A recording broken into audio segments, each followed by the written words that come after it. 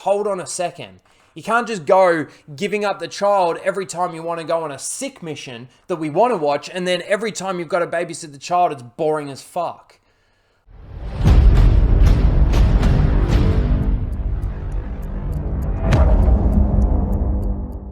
G'day guys, welcome back to Raging Rhino. Alright, I just finished watching the third episode of Season 2 of The Mandalorian.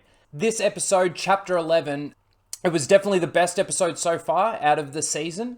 I enjoyed this episode a hell of a lot more than the previous two episodes.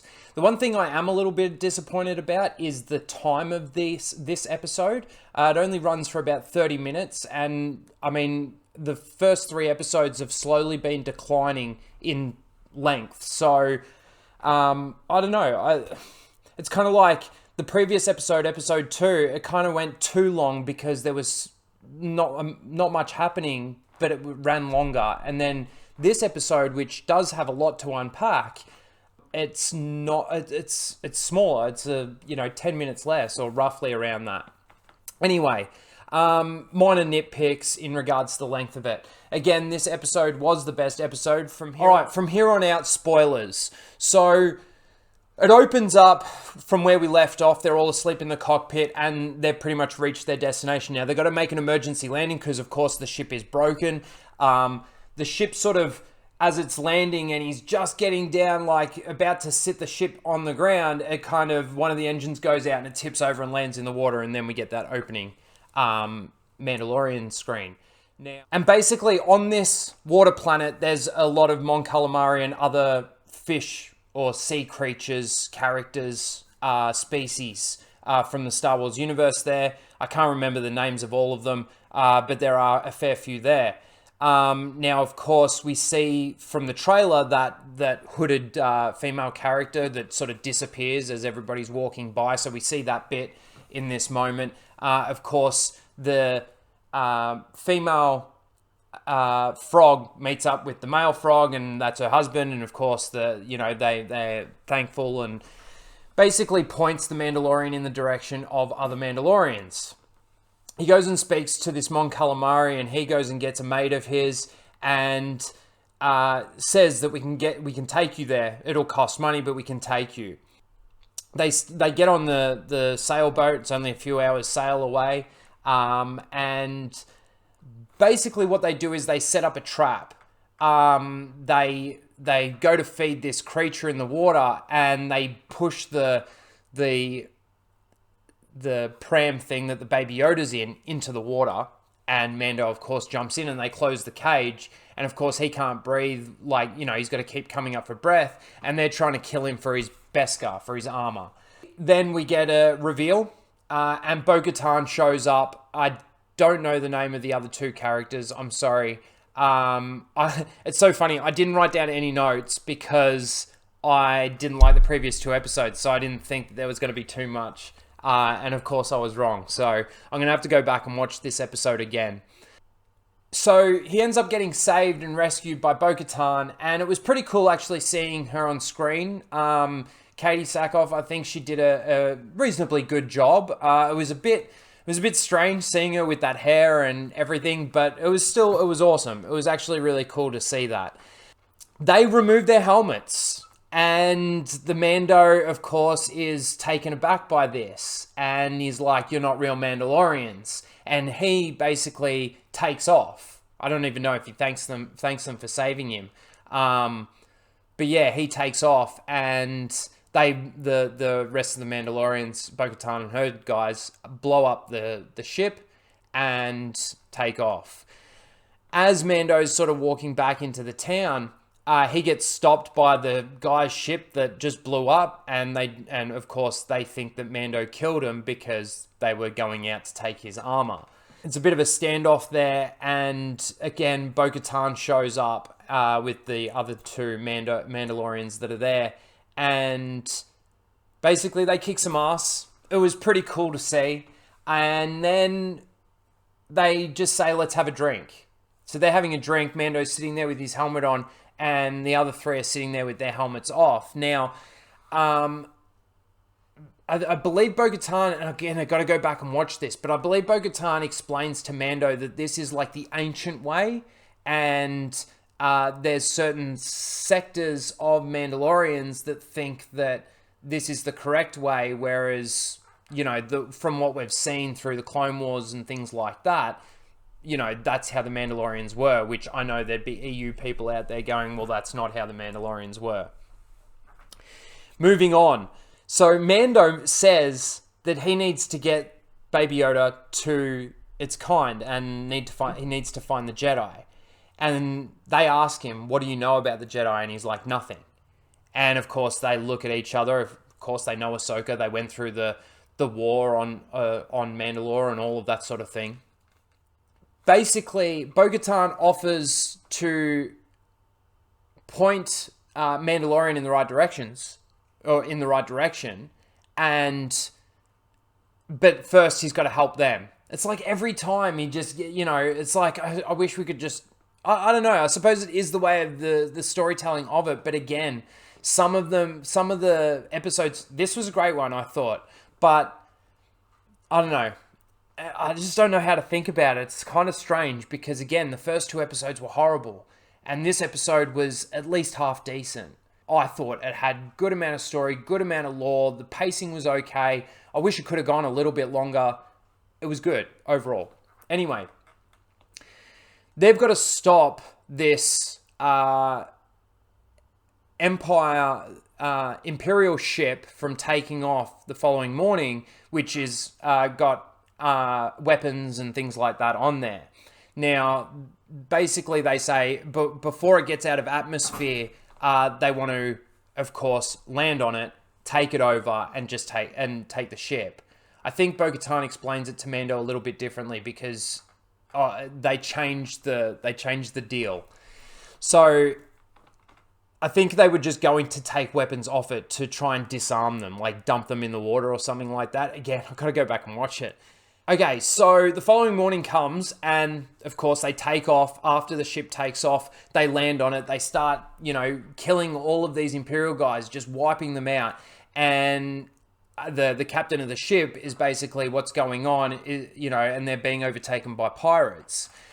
Now, throughout this fight, it's awesome. The way they just wipe out some of these troopers and things like that. Pretty badass action, actually. Like, really, really good, I thought.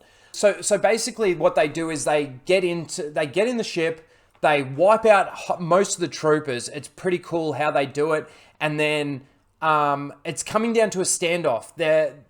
What happens is, just as they've pretty much killed everyone, there's a bit where they sort of suck them out of the airlock because they locked themselves into the wrong room, and they locked them into the control room to that room. I thought that was kind of funny, and I didn't laugh or anything, but I was like, idiots. Anyway, basically there's no one left on the ship. There's guards guarding outside the cockpit, and then there's the people in the cockpit and the pilots and that sort of thing, and the captain. And Moff Gideon shows up and says, is it the same pirates that have been attacking? And they're like, yeah. Oh, sorry, I missed the bit about the changing of the deal. Sorry, let's just quickly go back. So when they're about halfway through the ship, Bo-Katan is talking to the captain on the ship because he wants to speak to his troops and there's no one there. Anyway, Bo-Katan says that she's coming to get him and they're going to take the entire ship. And Mando's like, you're changing the deal. Like, I can't have this kind of heat on me and everything. And her with her helmet off goes, this is the way, and just walks off. And I thought it was kind of cool. Like, he's obviously involved in this almost cult version of the Mandalorians. And, of course, we've seen how the Mandalorians truly are. So, anyway, back to where we were up to. There's a standoff. Of course, exactly how I explained it.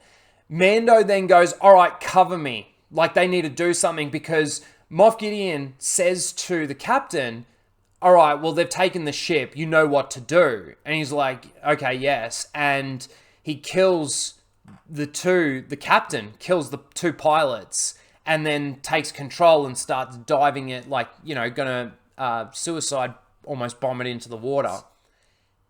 they've got to get there quick. So, of course, Mando goes, cover me. He's got his bomb things, the detonators, and he's running towards them, and the blaster bolts are hitting him. He's getting hit down by them and all this kind of stuff. I'm kind of surprised that it didn't sort of even like get in between bits of the armor, but, you know, and again, another little nitpick. And he's like, cover me. They're all covering him. He gets close enough to be able to throw the detonators. They blow up and they get into the cockpit. He's still diving. They basically take him out. And Mando's trying to save it with one of the other Mandalorians. And Bo-Katan's like, where's the Darksaber? And does he have it? And speaking of Moff Gideon. So Bo-Katan then says to Mando, you sure you don't want to sort of come with us? And he's like, I've got to do this. Where can I find the Jedi? Bo-Katan tells him where he can find Ahsoka Tano on a specific planet somewhere. I didn't even write it down. I should have done it, but I didn't. And say that Bo-Katan sent you. And basically he takes off. It looks like Baby Yoda's learned how to realize that this is a little living creature as opposed to food, but then it sort of changes in just a second. And Mando shows up. Oh, now this is the thing. While all of this is happening, Mando decides to take the child back to the frog people that he brought to the planet and go, can you just look after him for a little while I go and take care of this? Now, in regards to how this child's being hunted, that was one thing where I was like, you're doing it again. Like, what if while you're off doing this, somebody with a tracking fob just shows up and kills those guys? You're putting them at risk as well. I don't know. It was, again, another small little thing where I'm like, hold on a second. You can't just go giving up the child every time you want to go on a sick mission that we want to watch, and then every time you've got to babysit the child, it's boring as fuck. Like, you can't have it both ways. So, anyway, he takes the child and he goes, I know where you're taking you. He gets back to his ship. The Mon Calamari mechanic has done, fixed his ship up quite badly. There's this sort of starfish-looking creature. It starts crawling up the wall. Baby Yoda's watching it, and it sort of comes down from the ceiling. And he seems to be a bit scared of it. And Mando basically just grabs it like this without sort of looking at it. And then it sort of cuts back to Mando, I think, and then cuts back to Baby Yoda, and he's eating it. And it's sort of slurping in the leg from it. And essentially, he takes off into hyperspace. A bit of the ship sort of breaks off into space, and the episode ends. Now, again, it was a good episode. It was the best episode from this season. I feel like... I honestly don't know how to feel. I need to watch it again, this episode specifically, because there's actually a fair bit of lore that goes into it. I should have just rewound it and watched it, to be honest, so I could have told you in this. But you'll be able to catch it on my live stream, Casual Rage, which starts in approximately 4 hours. So yeah, just hang around and check that out. We'll talk a little bit more about it. But anyway, for the review, I thought it was decent. I give this episode a 8.5 out of 10. It really boosts. No, 8. I give it an 8 out of 10. I got to give it room. I give it an 8 out of 10. It was decent. It was good. Let me know what you thought in the comments below. Please smash the like button, subscribe, and share it out. Do all that good stuff, and we'll see you next week for episode 4. Later.